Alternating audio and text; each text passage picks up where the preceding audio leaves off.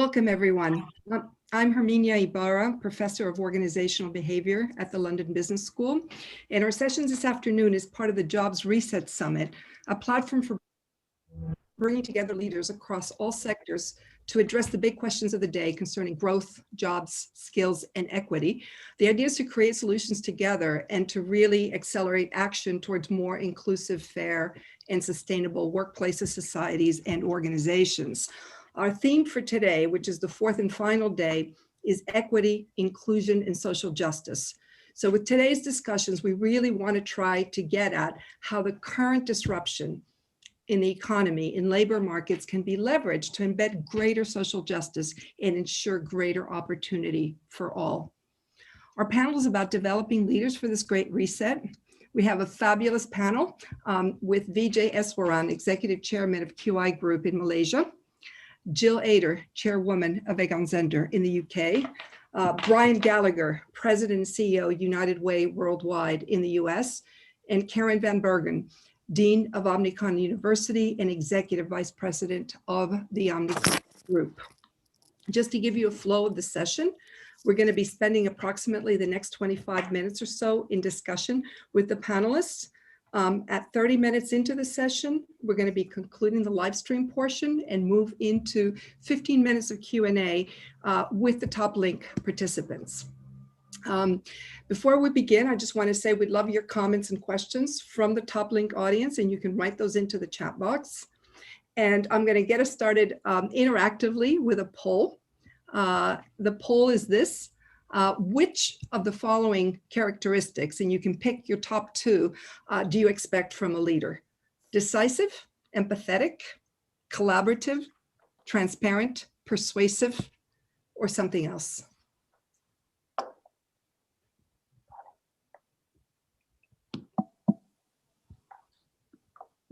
Okay, I choose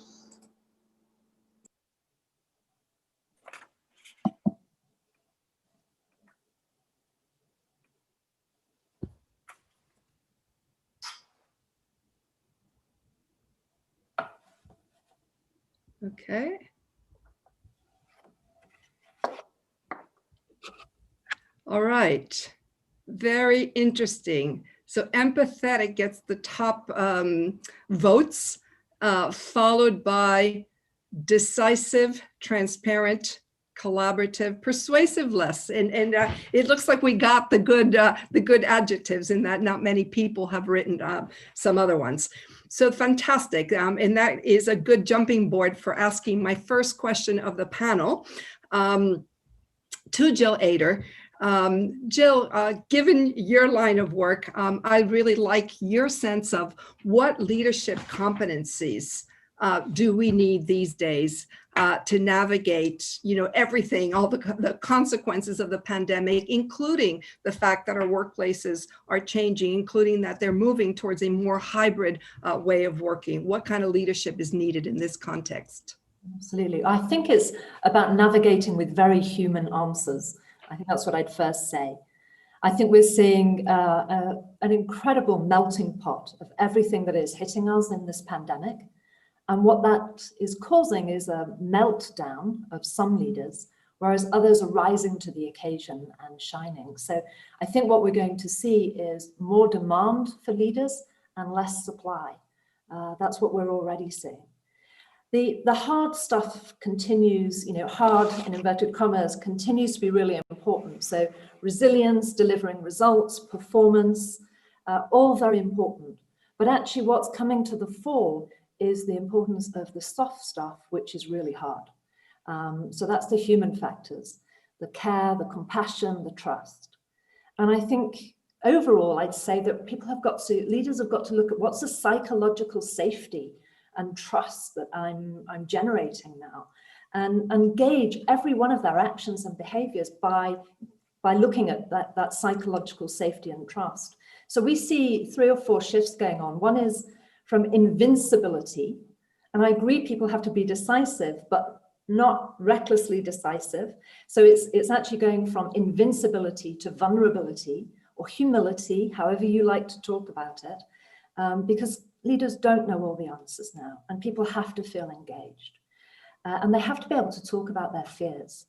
The second one is leaders are typically extremely busy, doing and knowing a lot. And this shift is about being the leader. Because in a crisis, people in the organization want to know and feel the essence and reassurance of their leaders, not see them heads down. The third one is purpose and values. If you can anchor in purpose and values, then literally you're giving people the reason to carry on working so hard and be collaborative. To miss out on the purpose is literally missing the point. And then the fourth one is really about, are you really taking into account everything that's so important now that society expects? So what's your license to operate on diversity, equity and inclusion, on sustainability, stakeholder management? So when we're looking at leaders, we're looking at, yes, what's their experience, but we're looking at their potential. And the biggest driver of potential is curiosity. And that's so important at the moment. So we look at potential, and actually, Hermina, your work on identity is spot on, because what we see is those leaders who have been able to make the identity shift and move from stuckness or being a crisis manager into knowing they are holding an organization and breathing life and safety into an organization, or whatever their version of that is. That makes a huge difference. So when we're coaching CEOs, we're looking at their cognitive awareness, their emotional awareness, and also their somatic awareness. How are they bringing that to life in their aura, just the spirit and essence that they give off. So those are the things that we're looking at. It's definitely the hard stuff of resilience and performance, but you can't just perform. It's about transforming, otherwise your organization can't transform. It is a massive shift from some of the ways of operating before. And I was curious, as you were saying, that there is rising demand and less supply is part of the difficulty of making those transitions and making those shifts that are really a kind of what got you here won't get you there situation. A lot of the old skills no longer seem to apply. Exactly. And also the shortage of supply will continue unless leaders really invest in their own development. Even though they're incredibly busy at the moment, their development is so important. Fantastic. All right. Vijay, if we could have your take on the poll, and I know you're also eager to share with us some of your ideas about stakeholder capitalism and what that means for investing in a better future and reset. I find the poll to be fascinating. I think that leaders are going to, in essence, need a little bit of all these attributes. But I'm a strong believer in decisive leadership. But I think empathy would be a very powerful selling point for a leader. Understanding the people that he leads is fundamentally the basis of good leadership. Integrity, something that's not there, is something that I would have added on, because I think that's really what we lack in terms of leaders today, because leaders today, in essence, are out for themselves more than anything else. And survival of the fittest doesn't really fit into the aspect of leadership that I would subscribe to. So having said that, the issue would be, the worst combination there would be, in essence, to be decisive and at the same time persuasive. Then you're heading into the region of some of the worst dictatorships that we have had, going all the way back to Hitler himself. So I would think that the leaders of today, particularly leaders that are going to be coming into this new norm, so to speak, have to understand and relate to the people that they're leading with. And being decisive is something that's critically important, because they're not going to make right decisions. Right decisions actually is something that you work your way towards. The first decision you make may not be right, and usually is not right. So the point is to keep working until eventually you get the decision right. But honest leadership requires you to admit and deal with the mistakes that you're going to make. And I think you would get a lot more out of the people that you're leading if you are pretty much honest in the fact that you can make mistakes. I would rather have a leader that recognizes that than one who thinks he's infallible. So much for leadership. Moving into stakeholder capitalism. I was a product of an era where Milton Friedman, in essence, built this whole concept of shareholder capitalism. And shareholder capitalism resulted in Wall Street going, in a sense, berserk. And the last few decades are an example of where capitalism has taken on, in essence, a new form. I would imagine that picking the carcass of companies and tearing them apart just in order to make profits over the years has become a lifestyle. And I imagine at some point they're going to have to, if we continue with shareholder capitalism, then that bull that's up there in Wall Street needs to become a vulture. Having said that, moving on to what I think is critically important right now is the fact that stakeholder capitalism requires us to be aware of the other stakeholders in everything that we do, which includes your employees for a start. And that's a very important start because it's people that are going to make the difference moving ahead. We need to basically upskill them and upscale them. We have to prepare them for the new norm moving ahead. And many of them are going to be out of a job, phenomenally so. And we're going to have to recognize that the most important element is to retool, and upskill and upscale moving ahead, because that's really the norm that we are heading into. And faster we get things done, the faster we are able to adjust to the new norm.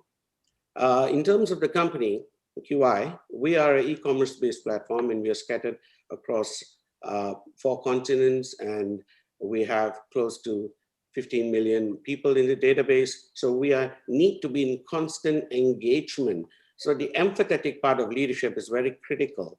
If we were able to turn around during this time, it was primarily due to the engagement. So market feedback is a critical component, both online feedback and offline feedback. And because we have a composition of where direct sales and e-commerce is the platforms that we use to basically do business across the world, both of these, the online and offline feedback systems were critical in us re-engineering, redesigning, and in essence, redesigning the wheel, as it were. So we had to do this on the move, on the fly. And fortunately, we were able to actually survive, if not to some extent, begin to thrive in the midst of this pandemic. Fantastic. And if I could just make a connection across the two, and this is a word that hasn't actually really come up yet, but it has to do with learning and a learning orientation. Mhm. You've talked a lot, Vijay, about mistakes, and that's the world we're in. And if you're also working on market feedback, this is an iterate and learn kind of approach and not an invincibility, we get it right at the outset kind of approach. And there's a direct link to the psychological safety Jill's been talking about.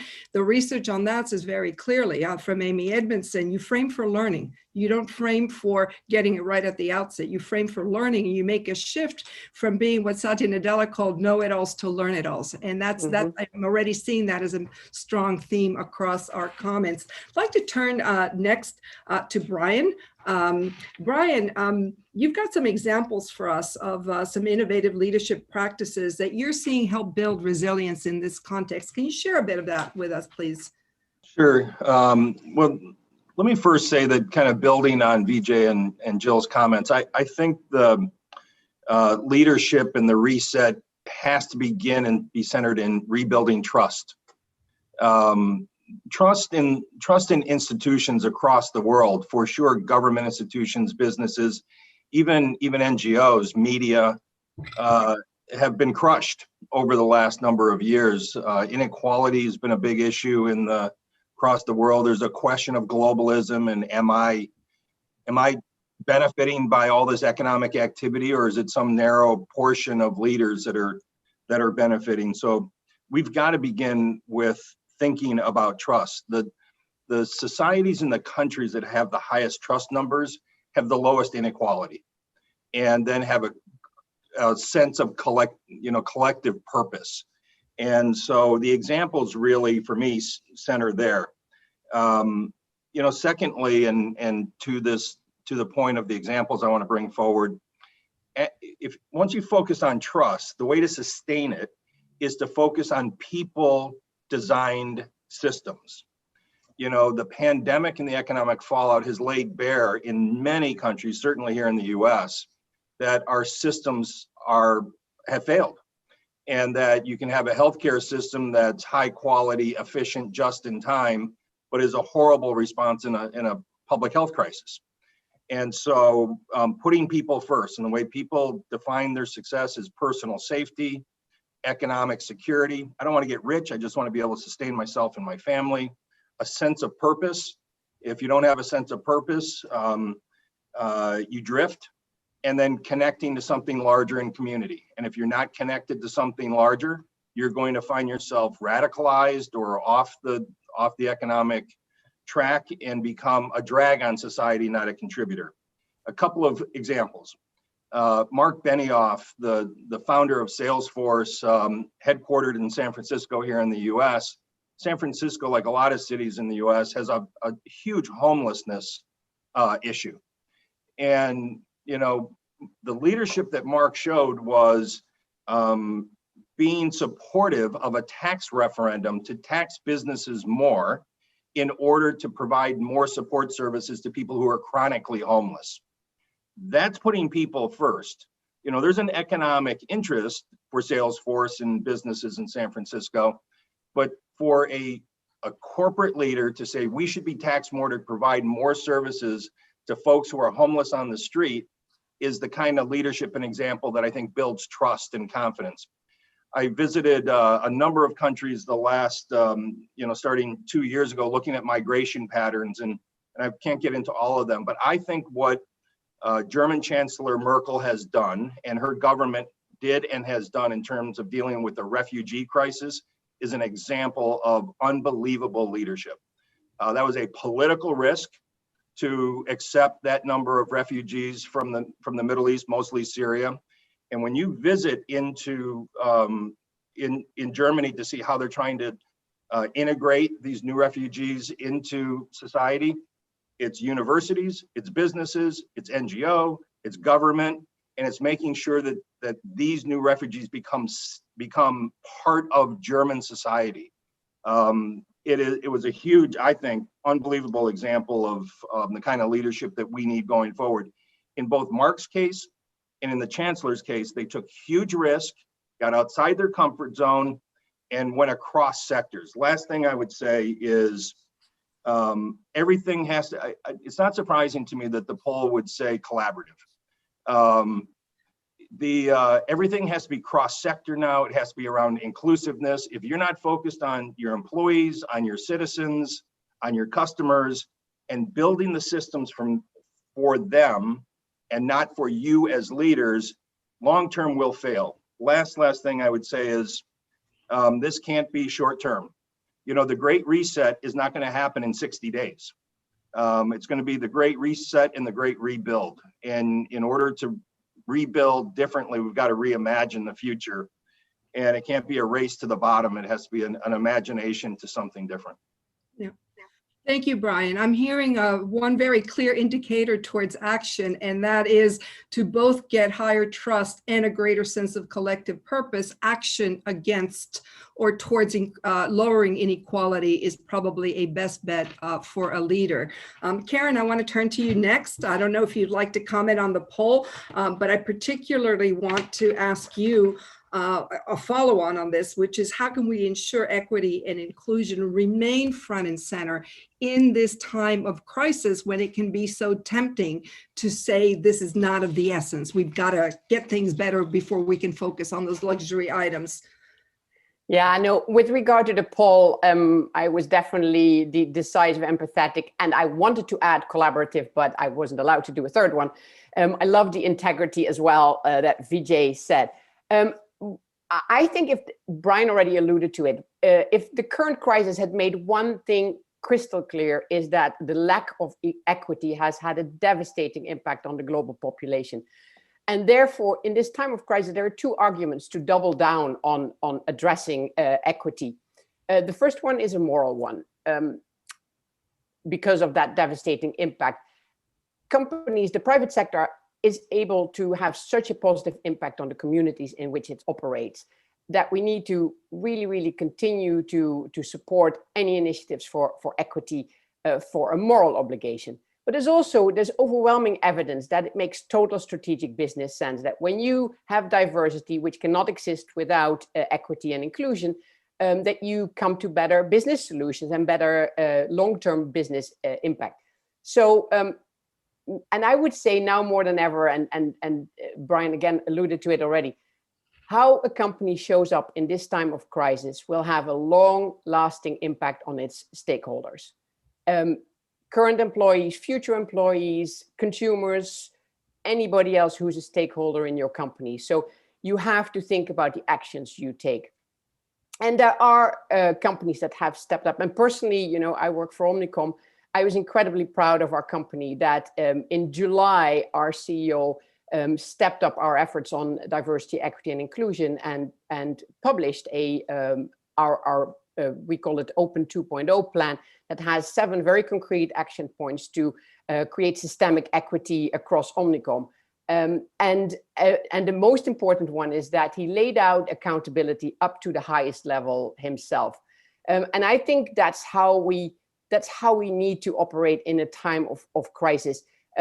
We've also doubled down on our support for the UN sustainability goals, and we've always been concentrating on education. And I am a passionate believer that if you don't address education, you cannot address equality and equity. So, you know, as Sonia Sotomayor, the Supreme Court judge, once said, until we get equality in education, we won't have an equal society.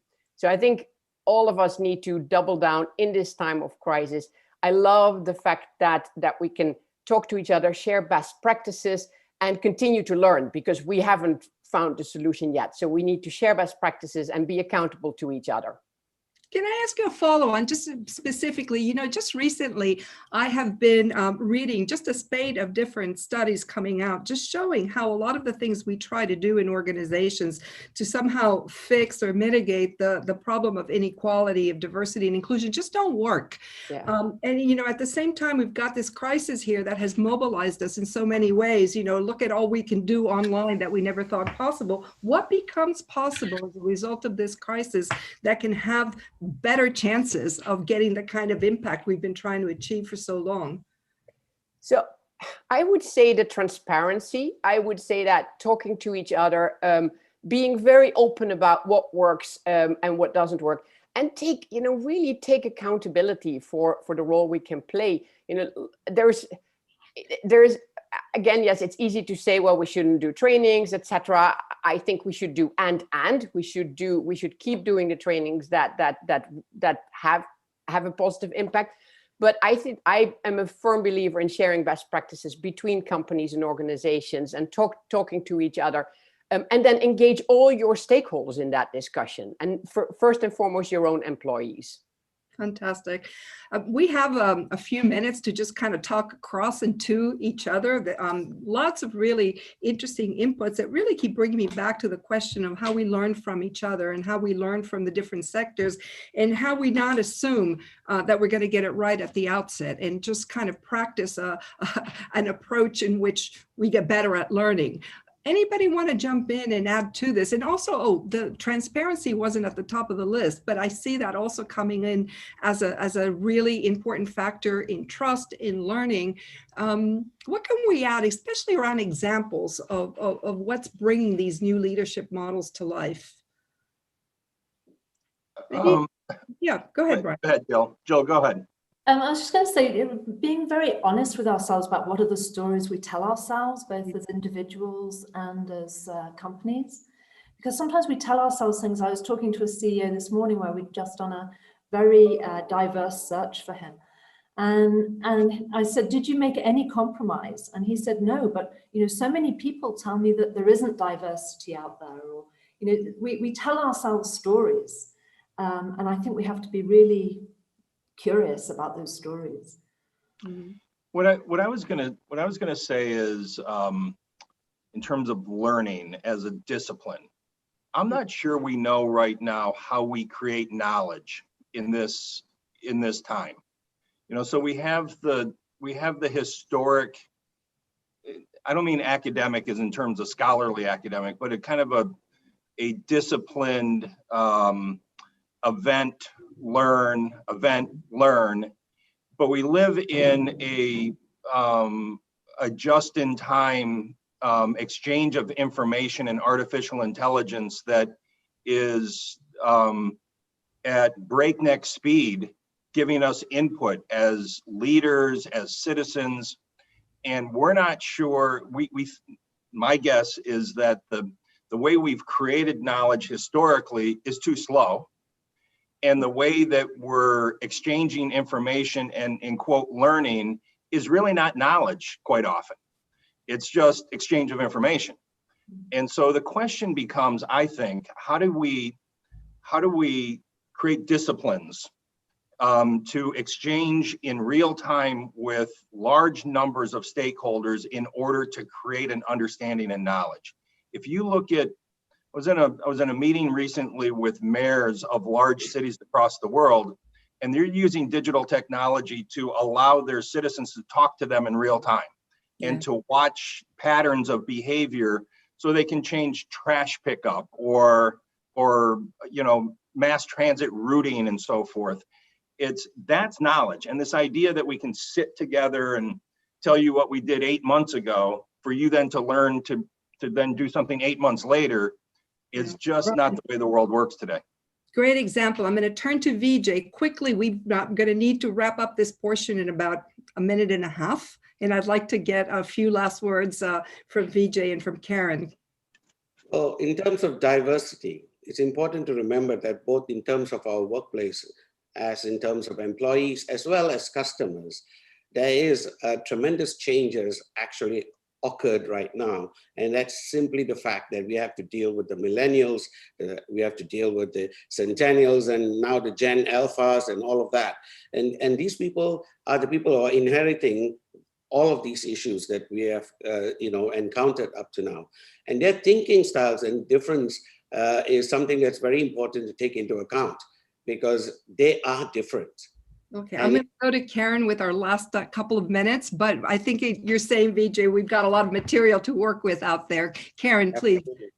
Yeah, no, I firmly believe in that learning culture and the focus on education and whatever the private sector can do to work to help there. And as Brian said, the way we're working virtually now will enable that faster learning and sharing best practices. Fantastic. Thank you so much to our panelists and for our public on the streaming program. We're going to be transitioning now to the top link Q&A discussion. So thank you to those of us who will be leaving us, and looking forward to the Q&A that's about to unfold over the next 15 minutes or so. So if you haven't posed questions already,